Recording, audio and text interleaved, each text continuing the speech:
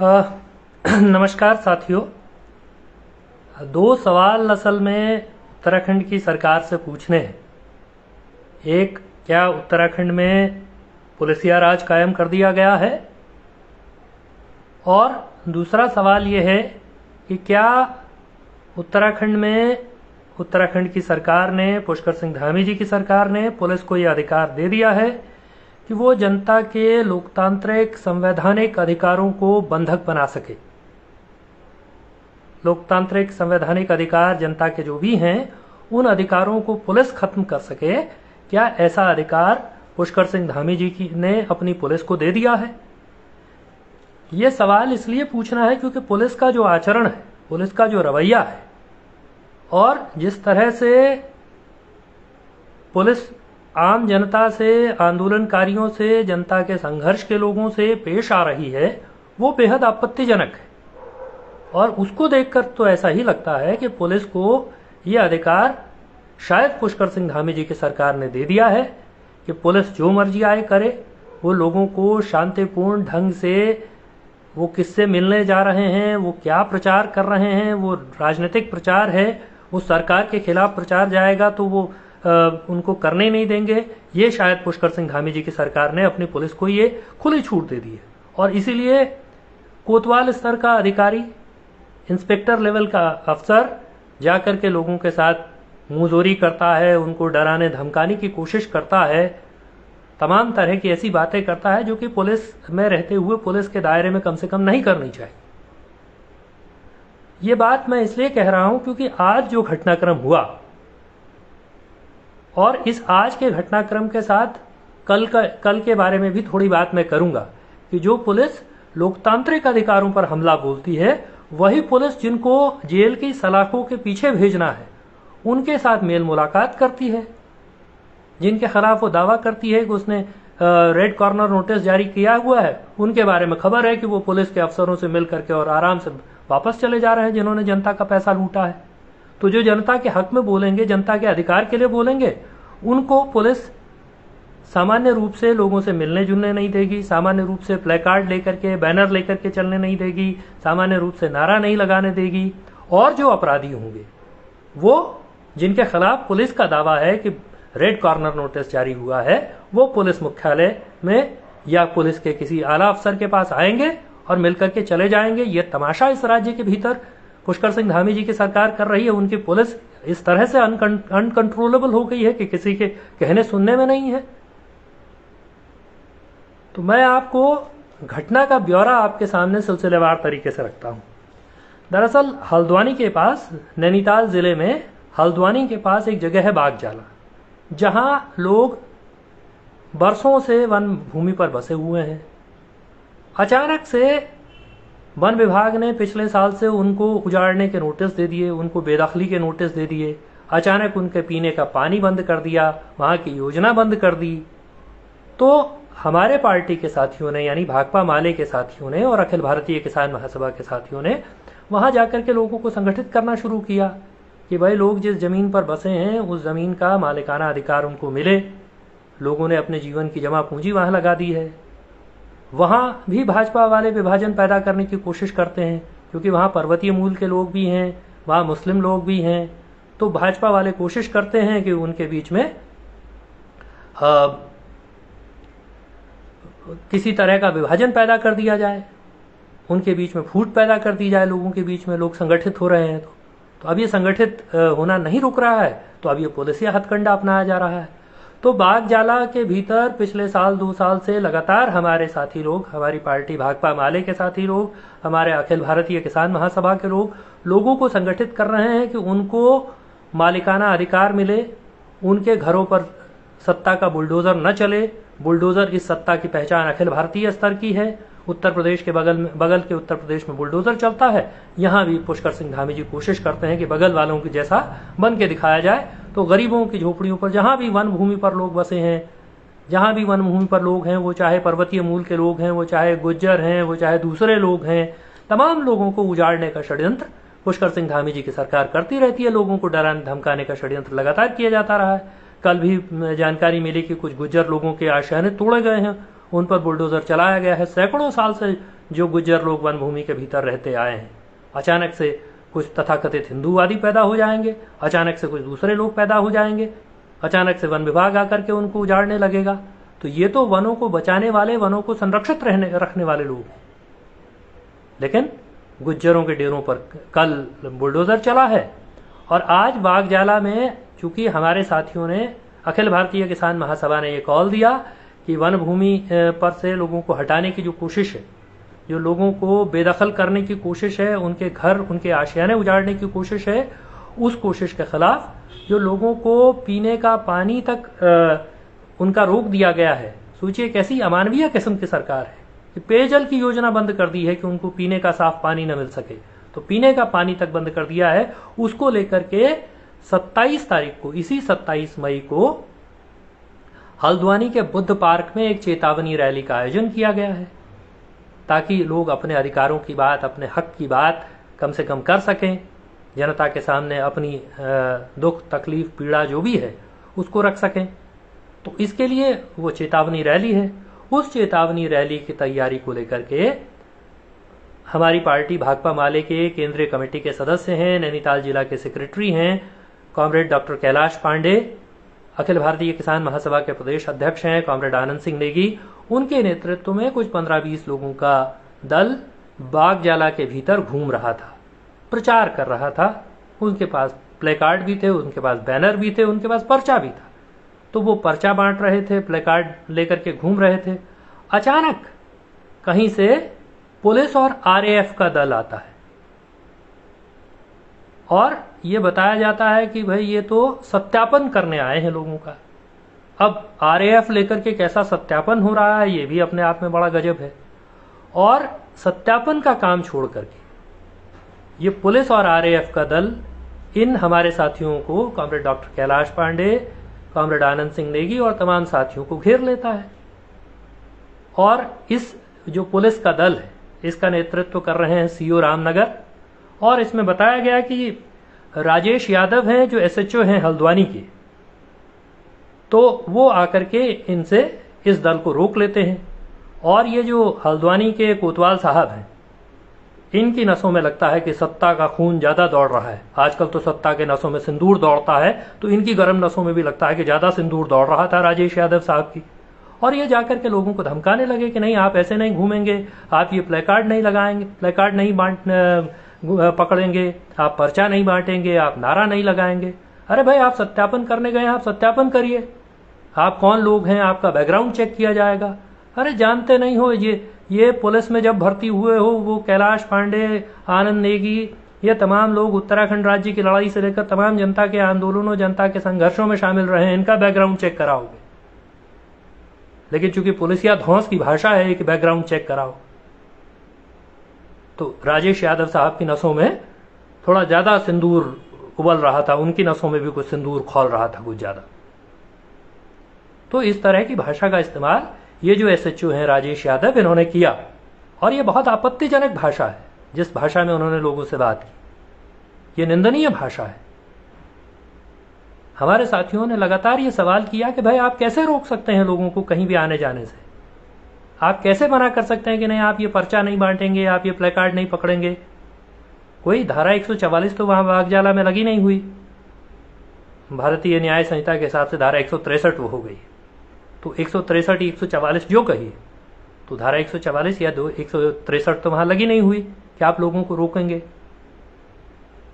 उन्होंने कहा कि भाई हम जनता के अधिकार की बात कह रहे हैं। तो वो जो एसएचओ साहब हैं राजेश यादव, जिनका नाम है, वो कह रहे हैं कि मैं तो 50 लोग 55 लोग खड़े कर दूंगा आपके खिलाफ, आपकी मांगों के खिलाफ।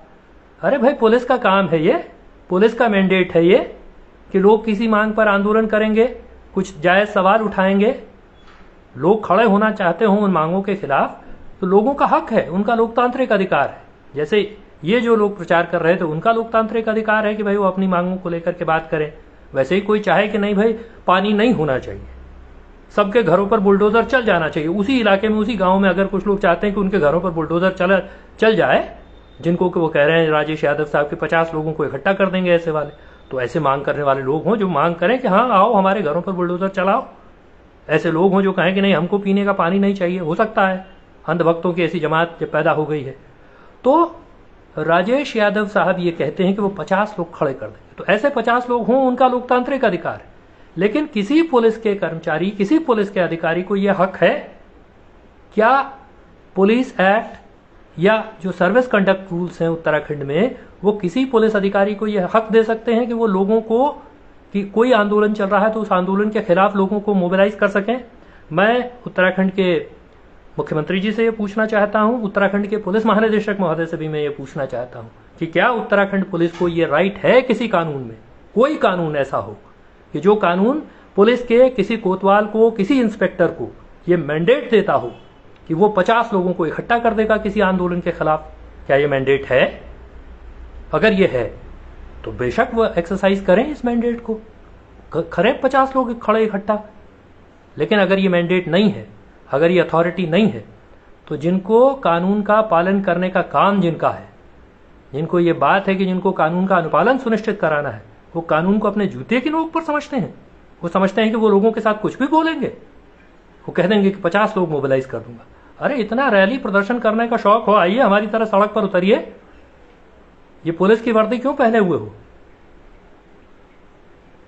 इस पुलिस की वर्दी को उतारिए, भाजपा का झंडा थामिए और तब देखा जाएगा। लेकिन राजेश यादव साहब, जब तक पुलिस की वर्दी है तो उस वर्दी का कायदा है, वर्दी की गुंडागर्दी नहीं हो सकती है। वर्दी गुंडागर्दी रोकने के लिए है, गुंडागर्दी करने के लिए नहीं है। तो कोई इस तरह से वर्दी में गुंडागर्दी नहीं कर सकता।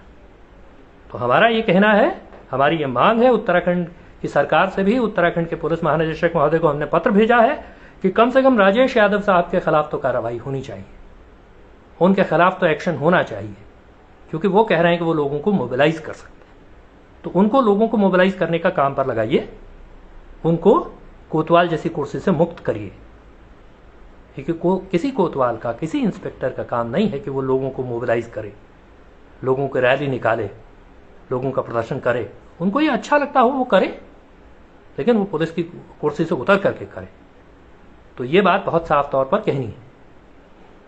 किसी को भी, भारत का संविधान सबसे ऊपर है। किसी पुलिस के अफसर से, अभी तो बीते दिनों जो नए चीफ जस्टिस बने हैं, उन्होंने कहा ये बात कि संसद सर्वोच्च नहीं है, कार्यपालिका सर्वोच्च नहीं है, न्यायपालिका सर्वोच्च नहीं है। सर्वोच्च क्या है? भारत का संविधान सर्वोच्च है। तो अगर न्यायपालिका सर्वोच्च नहीं है, संसद सर्वोच्च नहीं है, कार्यपालिका सर्वोच्च नहीं है, तो कोई पुलिस का कोतवाल, पुलिस का इंस्पेक्टर भी सर्वोच्च नहीं है। भारत का संविधान सर्वोच्च है। और ये जो लोग हैं जो प्रचार कर रहे थे, उनको भारत का संविधान ये अधिकार देता है। भारत के संविधान का आर्टिकल 19 है जो बोलने की स्वतंत्रता देता है, freedom of speech and expression, अभिव्यक्ति की स्वतंत्रता देता है भारत का संविधान का आर्टिकल 19। भारत के संविधान का अनुच्छेद 19 ये अधिकार देता है कि आप कहीं पर भी इकट्ठा हो सकें, अपने बात का प्रचार कर सकें। ये भारत के संविधान में ये अधिकार 19 आर्टिकल 19 में है। भारत का संविधान का आर्टिकल 19 ये अधिकार देता है कि आप देश के किसी भी हिस्से में आ जा सकें। वाघ जाला इसी देश का हिस्सा है राजेश यादव साहब। तो ये आर्टिकल 19 के तहत संविधान प्रदत्त अधिकार है लोगों का कि वो वाघ जाला में भी आ जा सकें। वो संविधान, भारत का संविधान, जैसा मैंने कहा कि अभी तो सिटिंग चीफ जस्टिस ने कहा है, उन्होंने कहा कि भारत का संविधान सबसे ऊपर है, और उन्होंने जो बताए हैं स्तंभ, उन स्तंभों से कहीं नीचे होता है पुलिस का इंस्पेक्टर, ये समझ लीजिए। तो इसलिए ये जो तौर तरीका है, इस तौर तरीके की हम निंदा करते हैं, इस तौर तरीके के खिलाफ कार्रवाई करने की मांग हम करते हैं। और मैं आपसे ये बात कह रहा हूं कि आप सोचिए कि क्या गजब पुलिस है भाई। ये शांतिपूर्ण तरीके से अपनी मांगों के लिए पर्चा बांटने वालों को धमकाने पहुंच जाती है। इसको लगता है कि पता नहीं कौन साधारण से लोग हैं जिनको धमकाया जा सकता है। सारी दबंगई इनकी साधारण लोगों पर चलती है। तो इनको पता नहीं था ये कौन लोग हैं, तो जिनके बारे में ये जानते नहीं, वो इनके लिए उनकी बात सुनना, उनकी मान, उनकी प्रतिष्ठा, उनकी मर्यादा का ख्याल रखना इनका काम ही नहीं है। उसके खिलाफ ये कुछ भी करेंगे। और क्या गजब है, कल के अखबार में एक खबर छपी है, यहां देहरादून में एक ऑर्किड पार्क फेज 1 फेज 2 नाम से हाउसिंग कॉलोनी फ्लैट्स बनने थे। पुष्पांजलि इंफ्राटेक नाम की कंपनी उसको बना रही थी। वो कंपनी ने लोगों से 45 करोड़ रुपया इकट्ठा किया, बैंक से 21 करोड़ लोन लिया पीएनबी से, और उसके जो कर्ता धर्ता हैं दीपक मित्तल और उनकी पत्नी इस देश से भाग गए। पुलिस उनको ढूंढ रही है। बीते कई दिनों से चर्चा थी कि दीपक मित्तल देहरादून में घूम रहे हैं।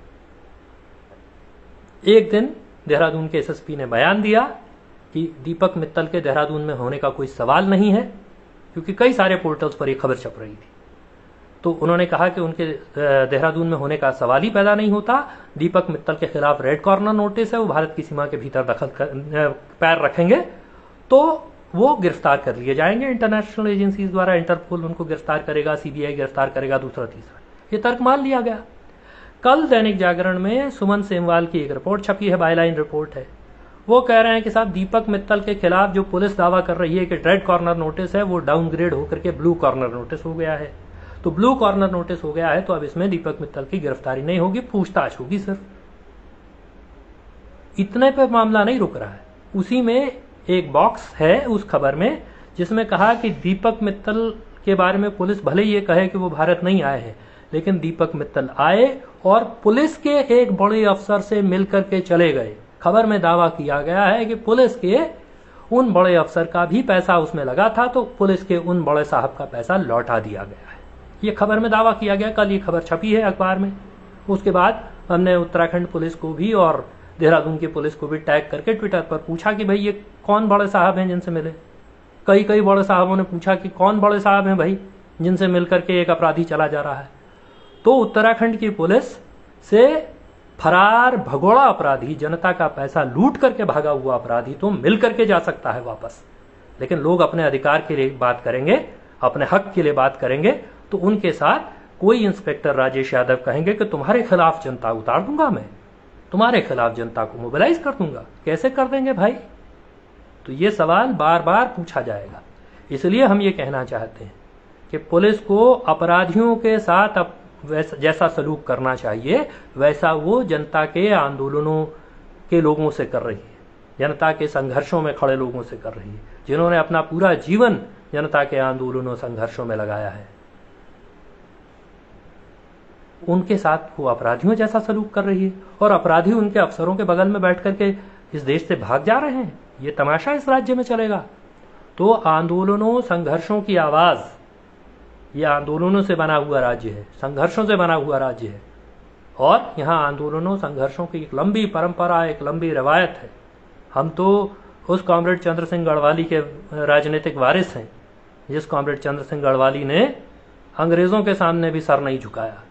हम उस नागेंद्र सकलानी, कॉमरेड नागेंद्र सकलानी की राजनीतिक विरासत के वारिस हैं जिन्होंने अपने सीने पर गोली खा करके इस उत्तराखंड के भीतर जो राजशाही थी उसको हमेशा हमेशा के लिए दफन कर दिया। तो हमको तो कम से कम कोई पुलिस की धौंस से नहीं पीछे हटा सकता है, पुलिस की धमकी से हमको पीछे नहीं हटाया जा सकता। लेकिन हम ये कहना चाहते हैं उत्तराखंड की सरकार से भी पुनः, आखिरी में अंत में बस इतना ही कहना है इन तमाम बातों के साथ, कि उत्तराखंड की पुलिस का जो कंडक्ट है, जो आचरण है, जो व्यवहार है, उसके इंस्पेक्टर रैंक के अफसरों का, उससे नीचे के अफसरों का, वो आम जनता के साथ, वो जनता के संघर्ष के लोगों के साथ ठीक नहीं है। माना कि आज के दिन पर किसी की सत्ता है और सत्ता की जी हुजूरी करना, सत्ता का सलाम बजाना आपका काम है, लेकिन सत्ता को सलाम बजाते हुए भी सत्ता के कार्यकर्ता और जनता की नौकरी, जनता की नौकरी है, पब्लिक सर्वेंट हैं आप, तो जनता की नौकरी करते हैं। जनता टैक्स भरती है, वो माचिस में टैक्स भरती है, तेल में टैक्स भरती है, नमक में टैक्स भरती है, उससे खजाना बनता है जिससे तनख्वाह निकलती है। तो जनता के सेवक हैं आप, पब्लिक सर्वेंट हैं, कॉन्स्टिट्यूशनली डिफाइंड पब्लिक सर्वेंट है। तो इसलिए जनता से तहजीब से आना, कम से कम उत्तराखंड पुलिस के जो डीजीपी हैं उनको कम से कम समझाना चाहिए लोगों को, अपने अधीनस्थ कर्मचारियों को, कि जनता से किस तरह का व्यवहार किया जाए, किस तरह से पेश आया जाए लोगों से। होगी सत्ता की पहुंच, होगी बहुत ऊंची पहुंच हो सकती है सत्ता की, लेकिन अंततः सत्ता भी हमेशा के लिए नहीं है। इसलिए ये पुनः ये निवेदन करना है, हमारी मांग है कि कम से कम सीओ रामनगर के खिलाफ और एसएचओ हल्द्वानी राजेश यादव के खिलाफ कार्रवाई होनी चाहिए। उनको तत्काल सार्वजनिक पदों से हटाया जाना चाहिए और इस तरह के लोगों के डेमोक्रेटिक राइट्स को, लोगों के लोकतांत्रिक अधिकार को कर्टेल करने की हर कोशिश पर लगाम लगनी चाहिए, विराम लगना चाहिए। ये किसी सूरत में बर्दाश्त नहीं किया जाएगा कि लोग शांतिपूर्ण तरीके से अपने लोकतांत्रिक अधिकारों को एक्सरसाइज कर रहे हों और उनके साथ इस तरह की बदसलूकी की जाए, उनको इस तरह से डराने धमकाने की कोशिश की जाए। इसलिए ये निवेदन करते हुए कि जनता के लोकतांत्रिक अधिकारों का दमन बंद हो और हमने कॉमरेड कैलाश पांडे की तरफ से आईजी कुमाऊं मंडल को चिट्ठी भेजी गई है, एसएसपी नैनीताल को चिट्ठी भेजी गई है, मैंने खुद मेल किया है डीजीपी उत्तराखंड को और बहुत साफ तौर पर हमने मांग की है कि इंस्पेक्टर राजेश यादव के खिलाफ, सीओ रामनगर के खिलाफ कार्रवाई होनी चाहिए, उनको सार्वजनिक पदों से हटाया जाना चाहिए और ये लोकतांत्रिक तरीके से जो लोग अपनी बात कह रहे हैं उनके खिलाफ इस तरह की बदतमीजी, इस तरह की बेहूदगी उनके साथ नहीं की जानी चाहिए। आम लोगों की भी मर्यादा, उनकी मान प्रतिष्ठा और उनके संवैधानिक अधिकारों का हर हाल में ख्याल रखा जाना चाहिए, उसका किसी सूरत में अतिक्रमण नहीं होना चाहिए। लोकतांत्रिक अधिकारों का अतिक्रमण किसी सूरत में बर्दाश्त नहीं किया जा सकता। धन्यवाद। इनकलाब जिंदाबाद।